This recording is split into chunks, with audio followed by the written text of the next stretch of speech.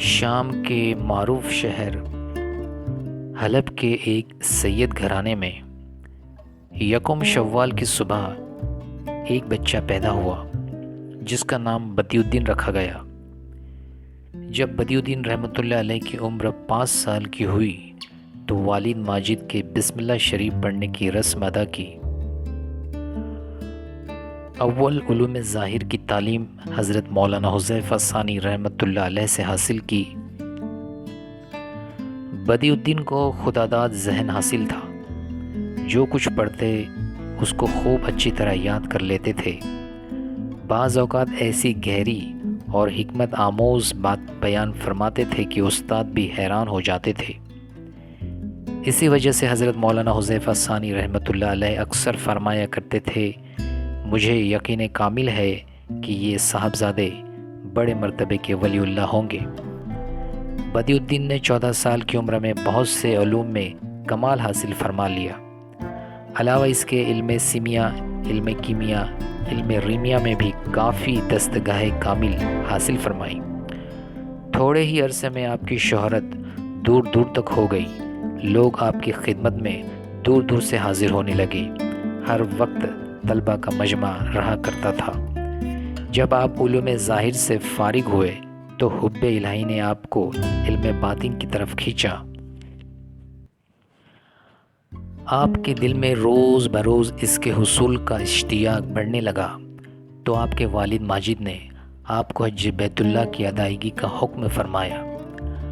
آپ حج کے لیے عازم سفر ہوئے اور دوران سفر غیبی ہدایت پر آپ نے بیت المقدس کی جانب سفر فرمایا اور وہاں پہنچ کر مسجد اقصیٰ کے صحن میں شب جمعۃ المبارک ماہ ربیع المجرب کو مشہور صوفی بزرگ حضرت باعزید بسطامی طیفوری رحمۃ اللہ علیہ سے شرف ملاقات حاصل فرمایا اور اسی وقت سلسلہ طریقت طیفوریہ میں داخل ہو کر صاحب مجاز اور قطب مدار کے لقب سے مشرف ہوئے۔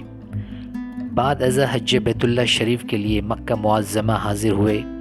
بعد فراغ حج بیت اللہ کے آپ زیارت روضہ اقدس حضور پرنور سید عالم صلی اللہ علیہ وسلم سے مشرف ہوئے اور کچھ روز مسجد نبی صلی اللہ علیہ وسلم میں معتکف بھی رہے۔ پھر آپ نے ہندوستان کا سفر اختیار فرمایا اور کربلا، نجف شریف اور ایران سے کراچی و ممبئی ہوتے ہوئے اجمیر شریف پہنچے۔ حضرت قطب مدار رحمۃ اللہ علیہ نے ایک عرصے تک اجمیر شریف کی ایک پہاڑی پر قیام فرمایا۔ بعد قیام اجمیر شریف آپ نے ہندوستان کے مختلف شہروں کا سفر شروع فرمایا۔ آپ نے کاٹھیا واڑ سے لے کر برما تک اور کشمیر سے لنکا تک خلق خدا کو اپنے فیوز و برکات اور عشق رسول صلی اللہ علیہ وسلم سے مستفیض فرما کر دین حق کا پرچم بلند فرمایا۔ اخبار الاخیار میں حضرت شیخ عبدالحق محدث دہلوی رحمۃ اللہ علیہ تحریر فرماتے ہیں کہ لوگ آپ کے متعلق بڑے بڑے عجیب و غریب واقعات نقل کرتے ہیں کہ آپ سمندر میں رہا کرتے تھے، جو صوفیوں کا ایک مقام ہے۔ آپ نے 12 سال تک کھانا نہیں کھایا، اکثر کپڑے سے چہرہ ڈھانپے رہتے تھے۔ آپ کے چہرے پر جس کی نظر پڑ جاتی وہ بے اختیار ہو کر آپ کی غایت درجہ تعظیم و تکریم کرتا۔ حضرت قطب مدار رحمۃ اللہ علیہ نے اپنی تمام زندگی خدمت اسلام و استحکام دین میں صرف فرما دی۔ آپ کی تعلیمات معرفت کا خزینہ ہے۔ آپ فرماتے ہیں، اپنے آپ کو پہچان لو، خدا کو بھی پہچان لو گے۔ تم کو یہ خیال کرنا چاہیے کہ تم کون ہو، کہاں سے آئے ہو، کہاں جانا ہے، اس عالم میں کس لیے آئے تھے اور خداوند تعالیٰ نے تم کو کس لیے پیدا کیا ہے، اور نیک بختی اور بدبختی کیا ہے۔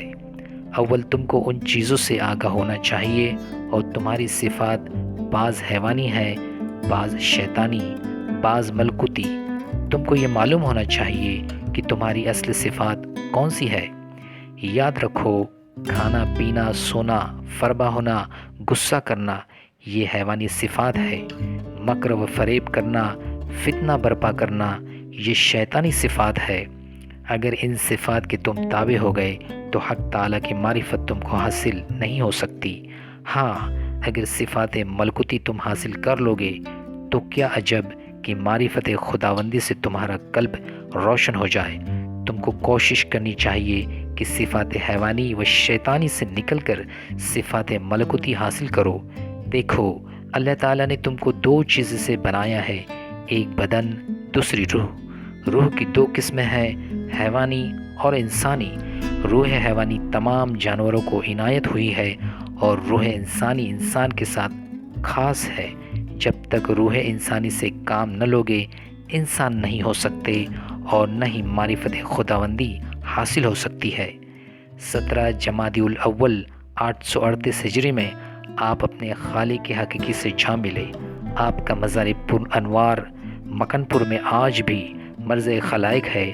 ہزاروں زائرین اور معتقدین دور دراز سے آپ کے مزار مبارک پر حاضر ہو کر روحانی فیوز و برکات سے مالا مال ہوتے ہیں۔